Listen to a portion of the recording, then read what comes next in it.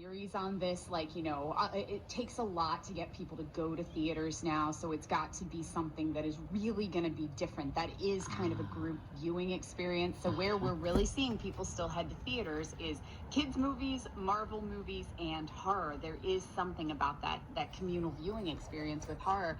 And then there's also kind of, if you look back historically at horror has always done really, really well, had our best times right after there's a national tragedy. Our first really big surge of horror happened during and right after the Great Depression. We see horror surge right after Vietnam. We see another surge right after 9/11. And so it makes sense, kind of psychologically. Yeah.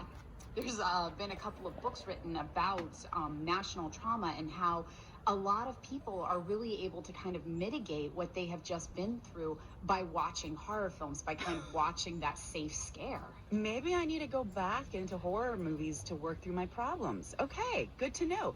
It surprisingly works for a lot of us. Somehow it makes you feel better at the end. Well, let me ask you this. Are there some really cool boundary-pushing horror movies this year?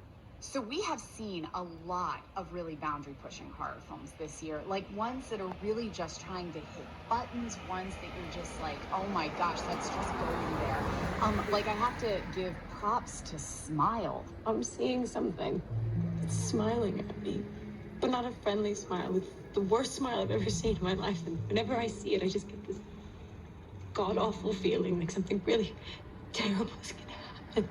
Do you see it right now here? There's moments in that I've never seen in horror before. It is a ride, and it does not hold back on things like the level of scares and the gore, honestly. I also have to definitely give a shout out for Barbarian, because that was such a... What's their operation?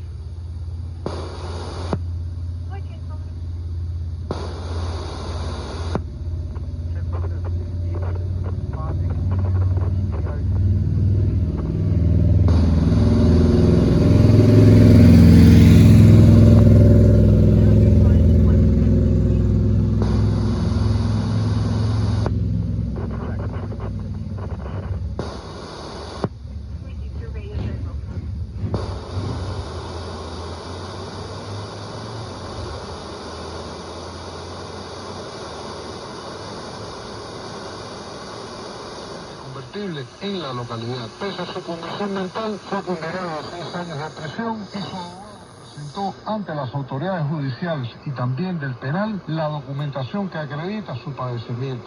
Algo que no se tuvo en cuenta. Explica su madre, Mariana Castillo. Mi niño cuando pasó su suceso me pedían 11 añitos, de 11 me dieron 8 y ahora salieron 6. Yo estuve en minoría, ya cuando cumplió 21 años me pusieron por terminado de leche y llevo un par de meses ahí, con un niño con su retraso mental, no sabe leer, no sabe escribir. Está abogado, mi niño pidió libertad inmediata, porque el cerebro de mi niño es un niño de 7 a 12 años y tiene problemas de retardo. El abogado planteó a mí de que el niño mío no solo fue una de las amistades como en el castigo, eso también ese niño tiene que comentar a mí. Ese niño sí lo tiene, él pedía, otro se quedó médico a mi niño, lo denegamos. Y me explican que no, que si él sí lo pide, no atiende. Y tuvo sus 5 sentidos, puede estar preso.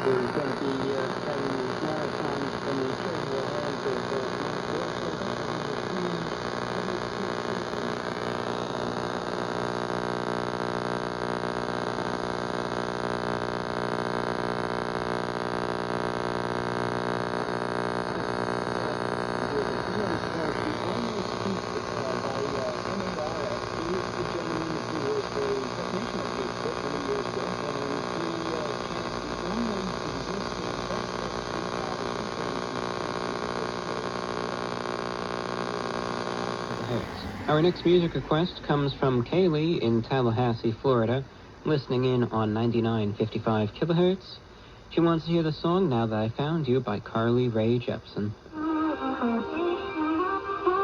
going to be able to throw a lot of different things at you.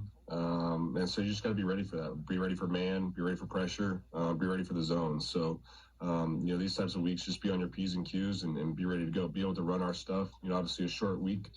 It's about execution and running your plays to the best of your ability and executing. I saw an item earlier this year, which doesn't surprise me because I've seen a lot of them, about you being in Foxborough and a young man holding up a sign mentioning the fact that he was living with type 1 diabetes. And you've done that kind of thing before. You went over, you talked to him, you encouraged him.